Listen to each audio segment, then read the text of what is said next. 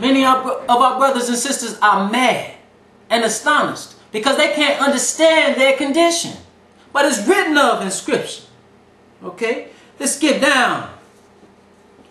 Let's skip down to verse 30. Because this is something that we've experienced wholesale. Verse 30 reads, Thou shalt betroth a wife, and another man shall lie with her. Thou shalt build an house, and thou shalt not dwell therein. Thou shalt plant a vineyard, and shalt not gather the grapes thereof. Think about it, brothers and sisters. What happened to us while in chattel slavery? Even after chattel slavery.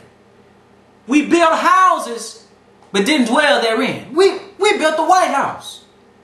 Capitol Building. We built all that. We built many other of the big houses in the plantations. Even in the north, we built. We built this country, but we didn't prosper from it.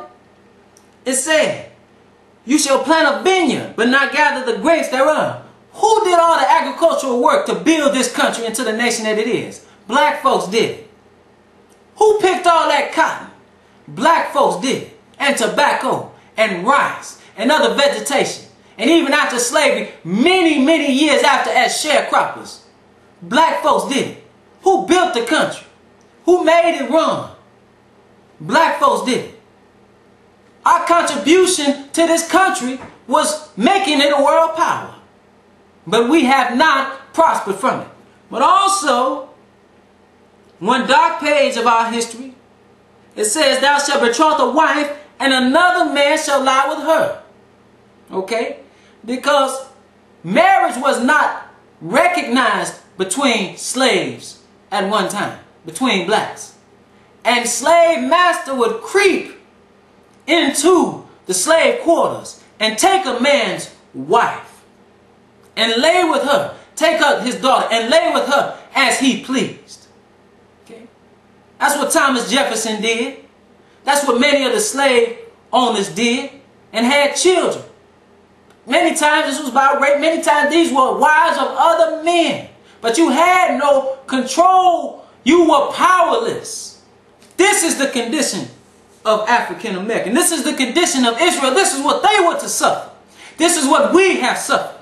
You can't tell me that any other people are the Israelites, are God's chosen people. We are God's chosen people. I want to read something to you by John Newton, all right, a famous slave trader turned clergyman. All right, this is what he wrote.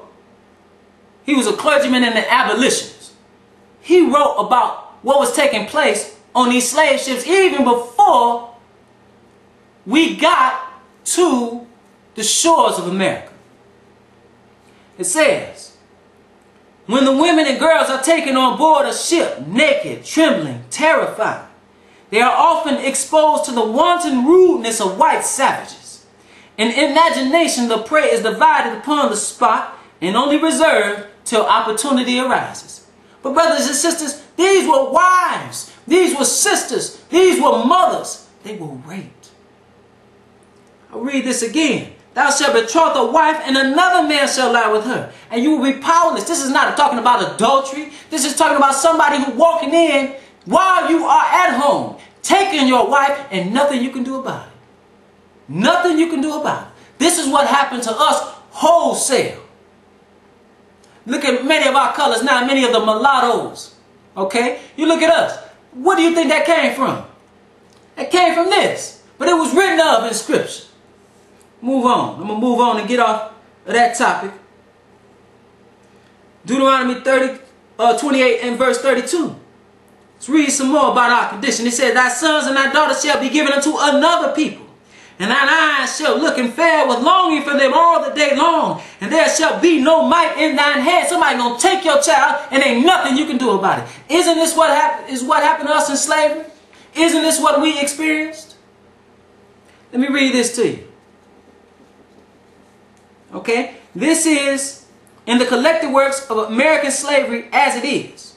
Professor Andrews' inquiry of a slave trader sheds light on this verse 32. In Professor Andrews' inquiry of a slave trader, he asks, do you buy the wife without the husband? Yes, very often and frequently too. They sell me the mother, while they keep the children. I have often known them take away the infant from its mother's breast and keep it while they sold her.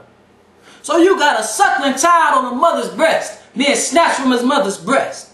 Isn't this what happened to you? Thy sons and thy daughters shall be given unto another people, and thine eyes shall look and fail with longing for them all the day long, and there shall be no might in thine hand. Imagine this. You've carried to term 9 months to term a baby, and you have delivered that baby.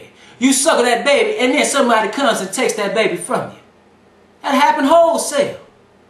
Look at Roots and Kunta Kinte and Kizzy. That happened wholesale. That's what happened to us. Destroyed our families. Destroyed them. Many of them never to see each other again.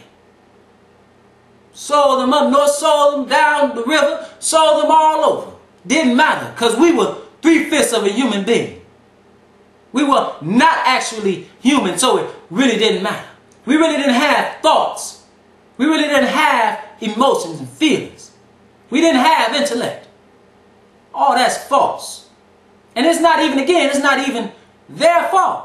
It's our fault. Because when we turn from God, we put ourselves in this condition to be oppressed. Let's move on.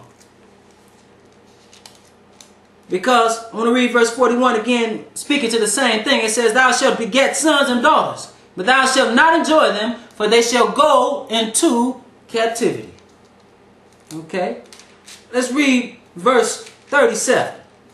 Because Israel was going to be cast into slavery, alright, scattered among the nations, alright, your wives going to be taken, your sons and daughters sold, you're going to be working but not going to profit as a slave, and you're going to be known by other names, not the name of God, because Israel is God's name that he put on his children.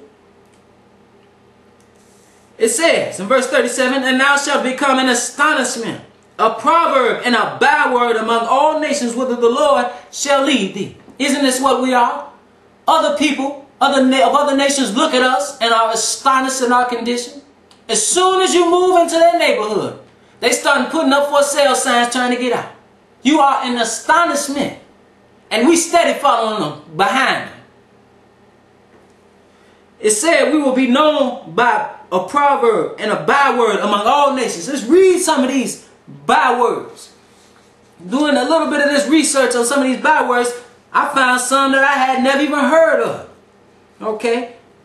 I'm going to just read a couple. Ape, monkey, porch monkey, nigger, sambo, gable, gollywog, groig, jigaboo, jungle bunny, coon, kaffir, moon cricket, munt, niglet, nignog, pickaninny, powder burn, alligator bait, Ann, Buffy, Jim Crow, Leroy, Mammy, smoked iris.